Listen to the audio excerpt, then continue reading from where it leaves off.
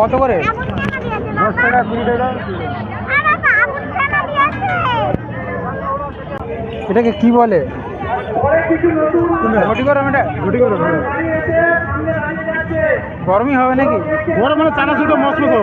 ও আচ্ছা, গরমও হয়, অনেক সময় মাখাচ্ছি না, সেটা গরম। নাম তো যেহেতু ঘটি গরম, গরম হওয়ার কথা। হ্যাঁ দাও।